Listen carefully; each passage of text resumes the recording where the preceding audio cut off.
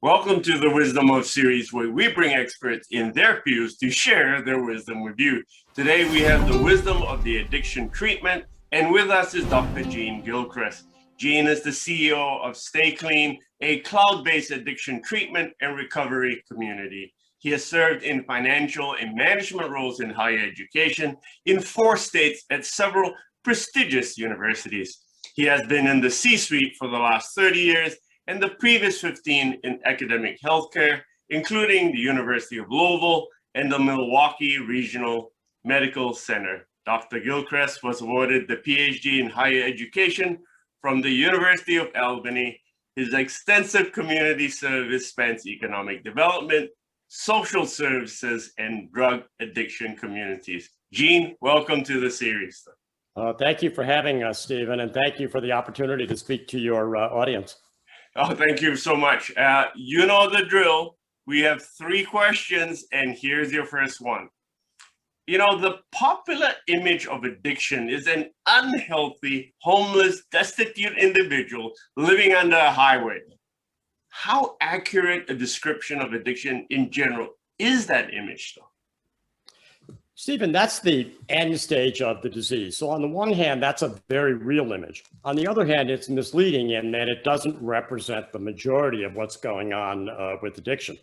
There are 27 million alcoholics and drug addicts in the country. And while on the one hand, maybe 70% of the people in that image have an alcohol or drug problem, the reverse isn't true. It's not true that 70% of the addicts are living under the highway. Yeah. And I think that a commercial press is driven to generate views and viewers, and they run to the dramatic, and that's okay. But I think there's an invidious problem here, and that is that it reinforces a stigma that addiction is an issue of morals or perhaps personal rectitude, not a disease. And so people tend to avoid treatment. So we end up in the situation where there are 3 million treatment slots for 27 million alcoholics and drug addicts. So already there's a shortage. Then on top of that, the addict doesn't want to seek treatment because I'm not that bad. I'm not as bad as that guy. And so you create this problem where only 12% of the addicts ever achieve treatment and 6% ever achieve recovery, due in part to this stigma. So I would say in sum that that's real. That's the end stage of the disease, but it really mischaracterizes addiction in America. Wow. You know, Gene, you brought up some interesting statistics that I wasn't aware of. Firstly, that the 27 million addicts, though. And granted, not all of them are living under the highway, so we know that one. Okay, so, but there are only 3 million spots for people to go visit to try and get help.